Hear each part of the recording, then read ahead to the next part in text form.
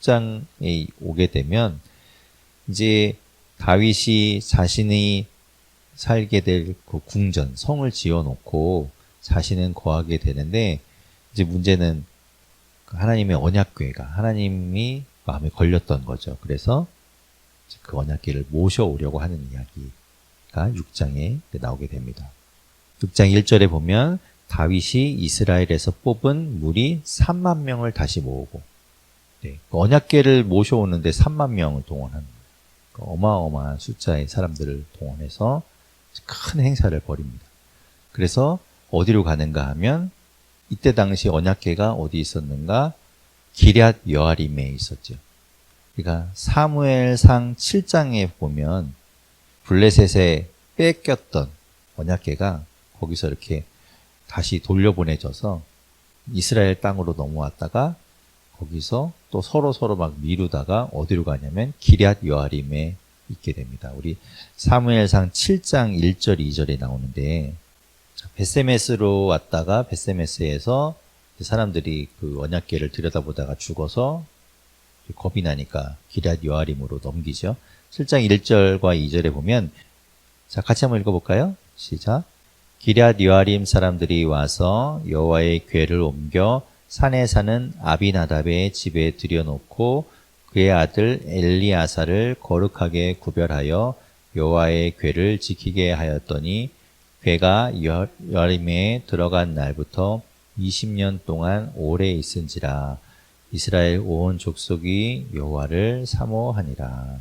네, 그렇게 이제 기럇 여아림에 있던 언약궤를 예루살렘으로, 다윗 성으로 모셔오려고 하는 거죠. 그런데 6장 2절에 보면 뭐라고 얘기하는가 하면, 다윗이 일어나 모든 사람들과 더불어 바알레 유다로 갔다고 해요. 바알레 유다. 기럇 여아림이라고 했는데 바알레 유다라는 건 또 어딘가? 바알레 유다라는 건 기럇 여아림의 옛날 이름입니다. 옛날 이름인데 그 같은 곳이라는 거죠, 결국은. 그래서 기럇 여아림으로 갔다라는 거예요.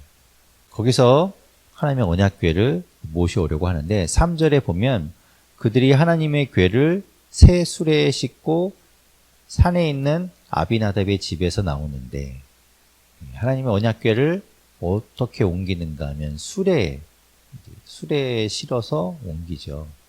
나올 때 아비나답의 아들이었던 우사와 아요가 그 새 수레를 몰고 나옵니다.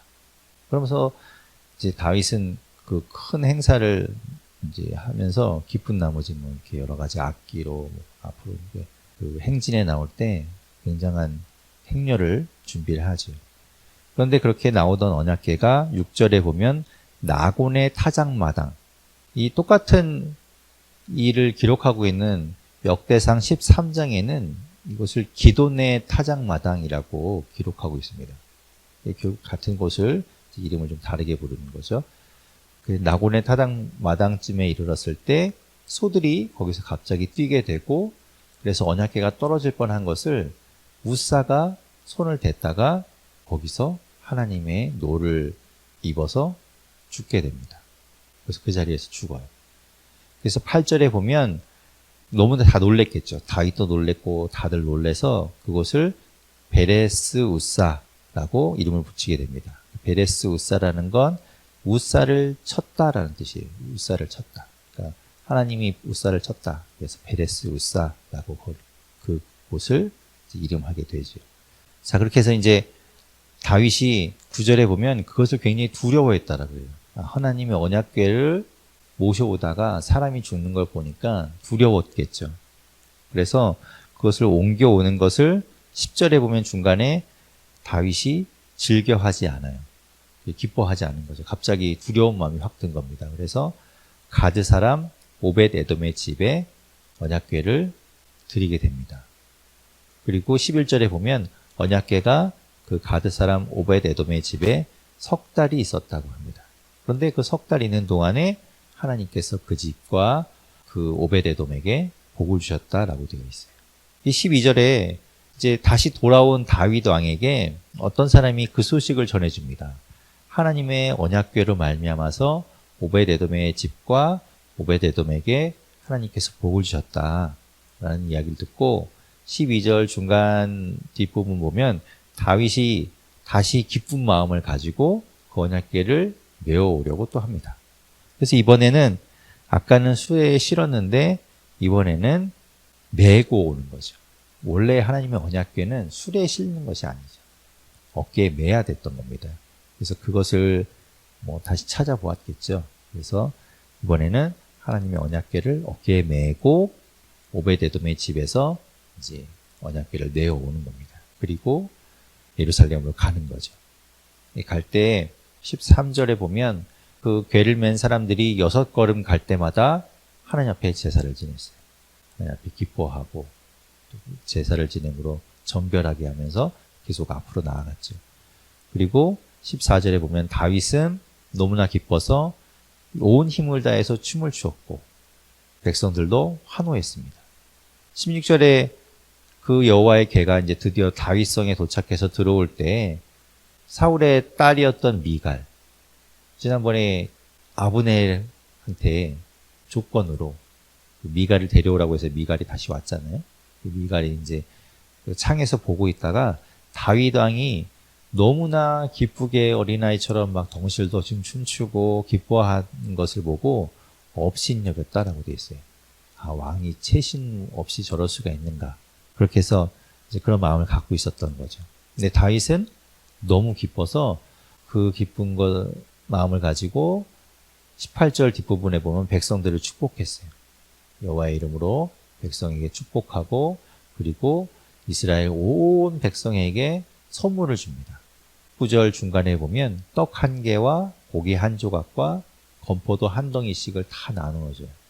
그리고 백성들이 그것을 받아서 기뻐하며 집으로 돌아갑니다.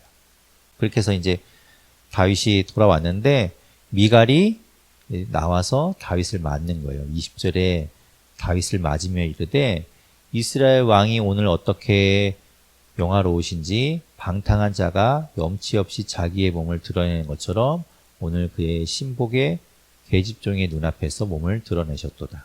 그러니까 이 얘기는 다윗이 너무 기뻐하면서 춤을 추고 그러다 보니까 자기 몸이 다 드러나는 것도 모르고 그렇게 했다라는 것이죠.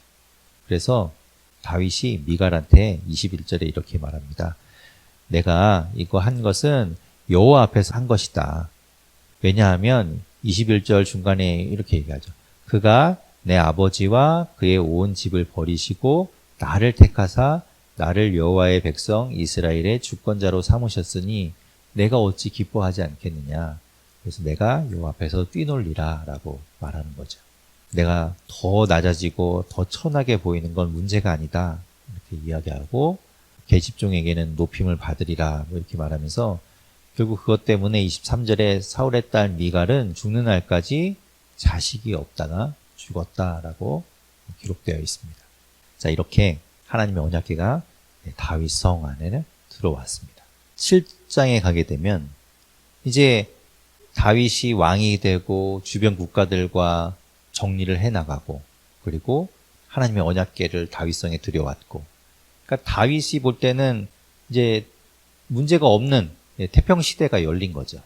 그래서 7장 1절에 여호와께서 주위의 모든 원수를 무찌르사 왕으로 궁에 평안히 살게 하신 때 이제 왕이 평안해졌을 때 이 다윗이 어떤 마음을 먹게 되냐면 나는 백향목 궁에 살거늘 하나님의 궤는 휘장 가운데 있도다. 나는 이렇게 좋은 궁전을 짓고 좋은 성에 살고 있는데 하나님의 언약궤는 아직도 그 천막으로 된 휘장 가운데 그 성막 안에 거하는 것이 너무나 마음에 걸렸던 거예요. 그래서 자기가 하나님을 위한 그 성전을 건축하고 싶어 합니다. 성전을 건축하려고 해요. 근데 그 나단 선지자에게 하나님께서 이야기하시는 거죠. 5절부터 하나님께서 이제 이렇게 말씀하십니다.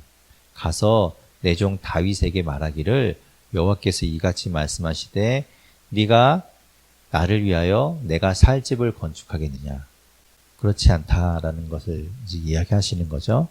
그런데 그 다윗의 마음은 하나님께서 알고 계신 거예요. 하나님께서 알고 계셔서 하나님이 다윗에게 약속을 해주시는 겁니다. 그의 마음을 받으시고 8절 중간쯤 보면 이제 이렇게 말씀하시죠. 내가 너를 목장 곧 양을 따르는 데에서 데려다가 내 백성 이스라엘의 주권자로 삼고 네가 가는 모든 곳에서 내가 너와 함께 있어 내 모든 원수를 내 앞에서 멸하였은즉 땅에서 위대한 자들의 이름같이 내 이름을 위대하게 만들어 주리라. 하나님께서 약속하시는 거죠. 그리고 11절부터 이제 하나님이 다윗에게 이제 언약을 하시는데 이런 언약을 하십니다. 아주 중요한 이 언약이에요. 이 언약 때문에 다윗의 그 자손들은 망하지 않습니다. 11절부터 하나님께서 어떤 약속하시는가 하면 전에 내가 사사에게 명령하여 내 백성 이스라엘을 다스리던 때와 같이 아니하게 하고 너를 모든 원수에게서 벗어나 편히 쉬게 하리라. 여호와가 또 내게 이르노니 여호와가 너를 위하여 집을 짓고 지금 다윗은 하나님을 위하여 성전을 짓고 싶은 마음이 있었는데 하나님이 반대로 내가 너를 위하여 집을 짓겠다. 그리고 12절에 말씀하시죠. 내 수완이 차서 내 조상들과 함께 누울 때에 내가 내 몸에서 날 내 씨를 내 뒤에 세워 그의 나라를 견고하게 하리라. 그러니까 너의 가문은 너의 그 대대로 그 자손들에게 이어지는 그 왕위는 무너지지 않게 내가 견고하게 만들어주겠다라는 것이죠. 그리고 13절에 그들이 내 이름을 위하여 집을 건축할 것이고 네가 나를 위해서 성전을 건축하는 것이 아니라 너의 자손 가운데 내 집, 내 성전을 건축할 자가 있을 것이고 나는 그의 나라 왕위를 영원히 견고하게 하리라. 하나님께서 그 약속을 해주시는 거예요. 이 약속 때문에 이제 앞으로 이제 유다의 왕들이 계속 나오게 될 텐데 그 유다의 왕들이 하나님 앞에 범죄해도 하나님이 그들을 버리지 않아요. 이 다윗과의 약속 때문에. 이게 굉장히 중요한 약속인 거죠. 그래서 14절에 이제 나는 그에게 아버지가 되고 그는 내게 아들이 되리니 그가 만일 죄를 범하면 내가 사람의 매와 인생의 채찍으로 징계하려니와 그 혼내기는 하겠다는 거죠. 때리고 혼내기는 하겠지만 15절 내가 내 앞에서 물러나게 한 사울에게서 내 은총을 빼앗은 것처럼 그에게서는 빼앗지 아니하리니. 그러니까 사울은 하나님의 명령을 어겼을 때 하나님께서 버리셨잖아요. 그래서 완전히 사울은 이렇게 망하게 하셨지만 다윗과의 언약 때문에 너의 자손들은 그렇게 하지 않겠다라고 약속하시는 거죠. 이것 때문에 다윗의 왕위가 영원하게 이어지는 겁니다. 이런 하나님의 약속을 다윗이 듣는 거예요. 그러니까 다윗이 너무너무나 벅찬 이야기를 들은 거죠. 그래서 18절에 다윗 왕이 여호와 앞에 들어가 앉아서 이르되 하나님 앞에 기도합니다. 뭐라고 하는가 하면 주 여호와여 나는 누구이오며 내 집은 무엇이기에 나를 여기까지 이르게 하셨나이까. 내가 뭐라고요 하나님. 내가 뭐라고 나를 이렇게까지 위대하게 만드시고 나를 이렇게 사용하시고 나의 가문에 이렇게 복을 주십니까? 라는 마음인 거죠. 그래서 아무튼 그거에 너무 감사한 거죠. 그런 거에 감사해서 하나님 앞에 이제 기도한 겁니다. 22절에 보면 그런즉 주 여호와여 이름으로 주는 위대하시니 이는 우리 귀로 들은 대로는 주와 같은 이가 없고 주 외에는 신이 없음이니이다. 하나님이 진짜 하나님이시고 하나님이 영원한 하나님이시고 하나님이 우리의 주님이십니다라는 고백을 하는 거죠. 그렇게 28절에 보면 주 여호와여 오직 주는 하나님이시며 주의 말씀들이 참 되시니이다. 주께서 이 좋은 것을 주의 종에게 말씀하셨사오니 29절에 보면 이제 청하건대 종의 집에 복을 주사 주 앞에 영원히 있게 하옵소서. 주 여호와께서 말씀하셨사오니 주의 종의 집이 영원히 복을 받게 하옵소서. 너무 하나님 앞에 감사하며 그 말씀을 믿으며 기도한 것이죠. 하나님과 다윗 사이에 이런 아주 중요하고 소중한 그런 언약이 맺어진 겁니다. 그러니 뭐 다윗은 하나님이 함께 하시고 또 이런 복을 주셨기 때문에 어디로 가든지 승리하는 거죠. 8장에 이제 다윗이 주변 국가들과의 전쟁에서 승리하는 이야기들이 나옵니다. 그 후에 1절에 보면 다윗이 블레셋 사람들을 쳐서 항복을 받아요. 블레셋 사람들을 칩니다. 그래서 그들에게서 메대감마라는 곳을 빼앗게 되고, 또 2절에 보면 다윗이 모압을 쳐요. 모압을 쳐서 이기게 되고, 3절에 보면 르홉의 아들 소바 왕 하다데셀, 소바를 치게 되죠. 그렇게 다윗이 그 주변 국가들 하나하나 다 정복해 나가는 거예요. 그리고 5절에 보면 다윗이 중간쯤 보면 아람 사람도 22,000명을 죽이죠. 승리하죠. 거기에서 또 여러 가지 물건들을 전리품으로 얻어와요. 그리고 또 그들이 조공을 바쳐요. 6절에 보면 다윗이 다메섹 아람의 수비대를 두매 아람 사람이 다윗의 종이 되어 조공을 바쳐요. 그럼 여러 가지 그 전쟁에서 승리해서 얻어온 것, 조공으로 바쳐진 것, 그 많은 것들이 이제 다윗에게 오게 되고, 다윗은 그것을 하나님 앞에 드리게 됩니다. 11절에 보면 다윗 왕이 그것도 여호와께 드리되 그가 정복한 모든 나라에서 얻은 은금. 그래서 12절에 보면 그가 정복한 나라들의 이름이 나옵니다. 아람, 모압, 암몬 자손과 블레셋 사람과 아말렉에게서 얻은 것들과 소바 왕 르홉의 아들 하닷 에셀에게서 노력한 것과 같이 하나님 앞에 다 드립니다. 그래서 그 모든 것들을 통해서 다윗이 직접 성전을 짓지는 못하지만 그의 아들인 솔로몬 때에 가서 이제 성전을 완성하게 되잖아요. 그때 재료들이 다 어디서 나는가 하면 이런 재료들을 가지고 성전을 만들게 되는 거죠. 그러니까 솔로몬이 부귀영화를 누리고 정말 위대했지만 그 모든 기본 기초를 누가 땄는가 하면 다윗이 다 만들고 다 그것을 다 닦아 놓는 거죠. 예, 그래서 이제 다윗이 그런 승리를 하게 된 겁니다. 14절 끝에 보면은 결국엔 그 모든 것이 다윗이 어디로 가든지 여호와께서 이기게 하셨더라.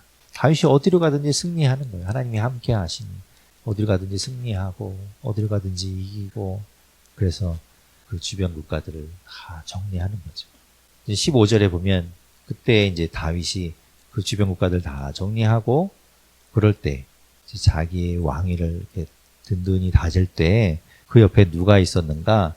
다윗의 정치 세력들의 조직이 나오는데 16절에 보면 수르야의 아들 요압, 우리가 앞에서도 보았죠? 아브넬을 죽였던 요압. 그 요압이 군사령관이 되고 야힐롯의 아들 여호사밧은 사관이 되고, 그리고 17절에 보면 아히두베의 아들 사독과 아비아달의 아들 아히멜렉. 예, 아히멜렉과 아비아달 이 이름들은 다윗이 도망다닐 때, 사울을 피해서 도망다닐 때 높당에 가서 그 배고플 때 진설병 떡을 얻어 먹잖아요. 그때 그 구해 먹었던 그때 관련된 그 제사장들의 이름이죠. 그리고 그 제사장들이 다 사울에게서 죽임을 당할 때 빠져나왔던 그 제사장입니다. 근데 이 아히두베의 아들 사독과 아비아달의 아들 아히멜렉은 다 누구의 자손들인가 하면 엘리의 두 아들이 있었죠. 홈니와 비느하스. 그 홈니와 비느하스가 사실은 정말 악했잖아요. 악한 제사장이었는데 그 아들 비느하스의 아들에게서 계속해서 제사장직은 이어지고 있었습니다. 그래서 그 비느하스의 자손들이에요, 이 사람들이. 비느하스 계열인 거죠. 그렇게 그 사람들이 제사장이 되고 17절 뒷부분에 보면 슬라야는 서기관이 되고 18절에 보면 여호야다의 아들 브나야는 그렛 사람과 블렛 사람을 관할하고 다윗의 아들들 지난 시간에 우리 기억나시나요? 헤브론에서 6명, 그리고 예루살렘에서 11명, 합쳐서 17명의 아들을 낳게 되는데 그 아들들이 대신들이 되는 거예요. 지난 시간에 이제 개관에서도 보았지만 이제 다윗이 정치적으로 또 외교적으로 이렇게 안정돼 가고 있는 거예요. 승리하면서 단단하게 자신의 세력을 굳건하게 이제 만들어 가고 있는 것이죠. 9장에 가면 다윗이 1절에 사울의 집에 아직 남아있는 사람이 있는지를 찾습니다.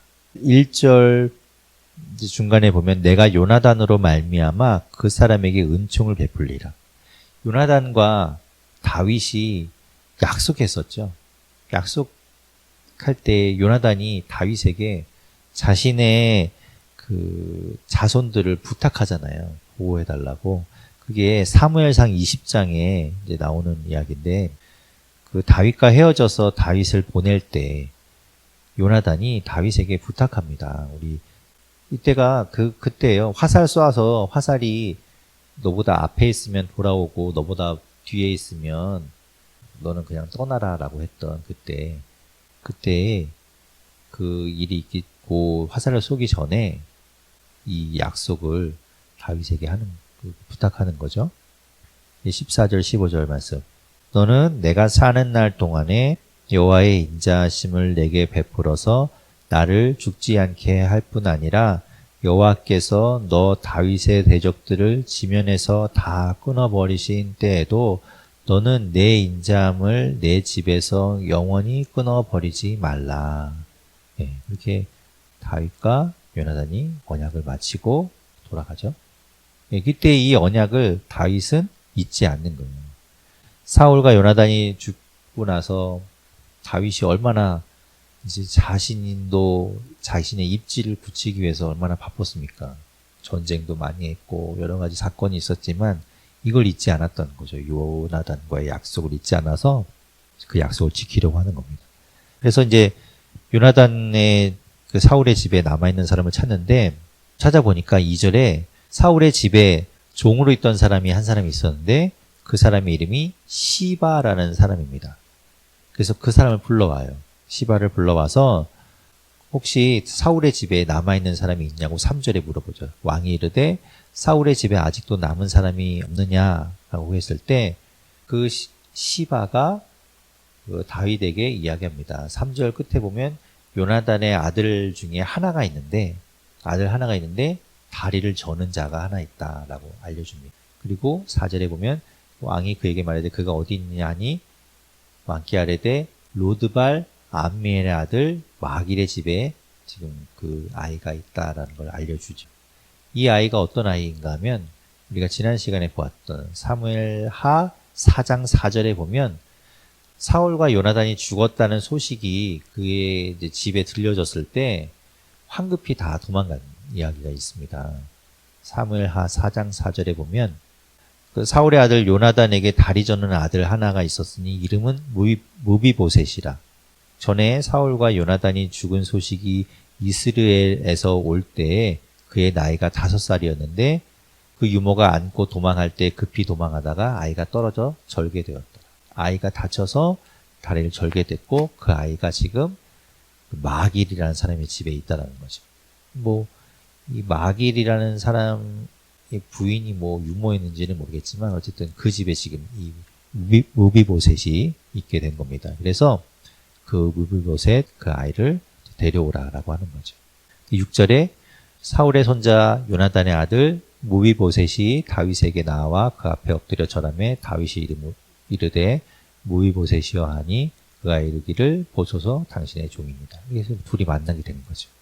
다윗이 그 요나단과의 약속을 지켜서 무비보셋을 다시 지위를 회복시켜 줍니다. 그래서 7절 중간에 보면 내게 은총을 베풀리라. 내가 내 할아버지 사울의 모든 밭을 다 내게 도로 주겠고 또 너는 항상 내 상에서 떡을 먹을지니라. 그러니까 왕의 밥상에 같이 먹게 되는 거죠. 그러니까 왕과 겸상을 할 수 있는 왕위를 회복한 것처럼 그렇게 만들어주는 거예요. 그리고 사울의 재산을 다 회복시켜줍니다. 다시 돌려줘요. 그러니까 요나단과의 약속을 지키려고 하는 것이죠. 그래서 무비보셋이 8절에 보면 절하여 이르되 이 종이 무엇이기에 왕께서 죽은 개 같은 나. 그러니까 아무 쓸모없는 이스라엘에서는 이 개는 굉장히 쓸모없는 아주 천한 동물입니다. 그런데 그 개가 죽었으니 더 쓸모없는 거잖아요. 그러니까 그런 존재 같은 나를 어떻게 돌아보실 수가 있느냐 하면서 은혜에 감사하죠. 그래서 이제 이 무비보셋의 지위가 회복이 되는 거죠. 그리고 9절에 보면 왕이 사울의 시종 시바를 불러서 그에게 이르되 사울과 그의 온 집에 속한 것은 내가 다 내 주인의 아들에게 주었다. 그러니 너와 10절에 보면 너와 내 아들들과 내 종들은 그를 위하여 땅을 갈고 거두어 내 주인의 아들에게 양식을 대주어 먹게 하라. 다시 무비보셋이 지위가 회복되면서 이 시바가 가지고 있던 모든 것이 다 이제 무비보셋에게 이렇게 귀속이 되는 거예요. 다시 지위가 올라갔으니까 그 종이었던 시바는 다시 무비보셋 밑으로 들어가는 거죠. 그렇게 되는 거예요. 그래서 12절에 보면 무비보셋에게 어린 아들 하나가 있으니 이름은 미가더라. 시바의 집에 사는 자마다 무비보셋의 종이 되었다라고 기록하고 있죠. 시바 입장에서는 좋을까요, 나쁠까요? 안 좋겠죠. 갑자기 어느 날 갑자기 잘 살고 있었는데 그 사울의 종이었다가 사울 집에 종으로 살고 있다가 이제 자기가 이제 회복되어 뭐 어떻게 보면 해방된 거잖아요. 그래서 이제 잘 살고 있었는데 갑자기 무비보셋이 지위가 회복되면서 자기가 다시 종으로 다시 들어가게 된 거죠. 그러니까 시바 입장에서는 좋을 게 하나도 없는 거죠. 그래서 나중에 이제 이 시바가 사건을 일으킵니다. 이게 이제 나중에 16장에 가면 나오게 되는데 이 불만을 터뜨리게 돼요. 자, 그때 가서 어떤 일을 저지른지 한번 보게 되고, 자, 그렇게 이제 무비보셋이 지위가 회복되어서 왕과 겸상을 하는 그런 지위까지 올라가게 되고, 13절 끝에 보면 그는 두 발을 다 절더라라고 되어 있죠. 정말 그때 당시 만약에 지위가 회복되지 않았으면 정말 어렵게 살았을 거예요. 장애를 가졌기 때문에. 그런데 이제 다윗이 은혜를 베풀어 주는 거죠. 자, 10장에 보면 그 후에 암몬 자손의 왕이 죽어요. 암몬은 이스라엘과 어떤 관계였는가 하면 사울이 왕이 될 때, 또 다시 역사를 거슬러 올라가면 사울이 왕이 될 때가 있었죠. 왕이 됐을 때가 사무엘상 11장인데 사무엘상 11장에서 암몬 사람 나하스가 길르앗 야베스 사람들을 공격해 와요. 그래서 길르앗 야베스 사람들이 이스라엘에게 도움을 요청하죠. 이 사울이 그 소식을 듣고 소를 이제 막 조각을 내서 지파들에게 보내고 이제 함께 모여서 싸우자라고 한 거죠. 그렇게 해서 이제 전쟁이 벌어지고 길르앗 야베스를 공격해온 암몬을 물리치게 됩니다. 그래서 그때 길르앗 야베스와 사울의 집이 인연을 맺게 되잖아요. 그래서 길르앗 야베스 사람들이 사울이 죽었을 때 그의 시신을 거두어 주죠. 그러니까 그런 관계로 나가게 되는데, 어쨌든 그때 이때 이후로 암몬은 이스라엘의 속국인 거예요. 그러니까 조공을 바치는 주종의 관계를 맺게 되었고 그 관계가 계속 유지되고 있었던 것이죠. 그런데 그 암몬 자손의 왕이었던 그 나하스가 죽고 그의 아들인 한운이 이제 왕이 되죠. 그런데 2절에 보면 그래서 다윗이 이르되 내가 나하스의 아들 한운에게 은총을 베풀되 그의 아버지가 내게 은총을 베푼 것 같이 하리라 하면서 조문객을 보내는 거죠. 조문객을 보내서 조문을 하려고 합니다. 사람들을 보내요.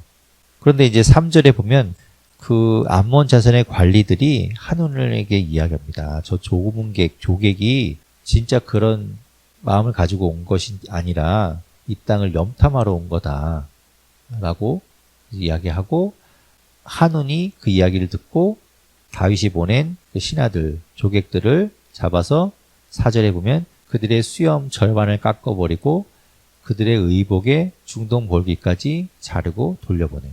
굉장히 수치를 준 거죠. 수염은 그때 당시 남자들이 다 기르고 있던 남자의 상징과도 같은 것인데 반을 잘라버렸다는 건 수치를 준 것이고요.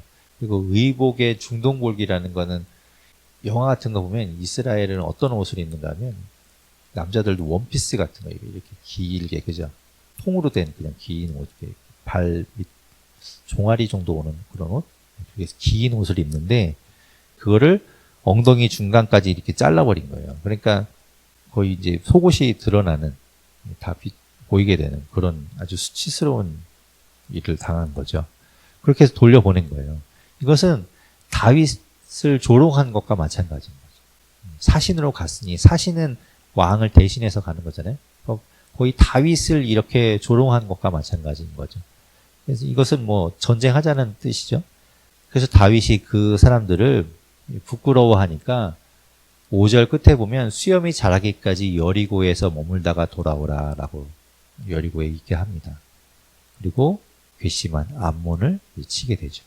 그런데 6절에 보면 암몬 자손들이 자기가 다윗한테 이런 짓을 했으니 분명히 다윗이 자기들을 미워할 거고 그리고 치러 올 거라는 걸 알았어요. 근데 자신들의 힘만으로는 이스라엘을 이길 수 없잖아요. 다윗이 지금 어디로 가든지 승리하고 있는 이때니까. 그래서 6절에 이제 연합군을 형성하려고 합니다. 암몬 자손들이 사람을 보내서 그 주변에 있는 벳르홉 아람 사람 그리고 소바 아람 사람 보병 2만 명을 모으고 마아가 왕과 그의 사람 1000명 돕 사람 12,000명을 고용했어요. 그러니까 용병을 사온 거예요.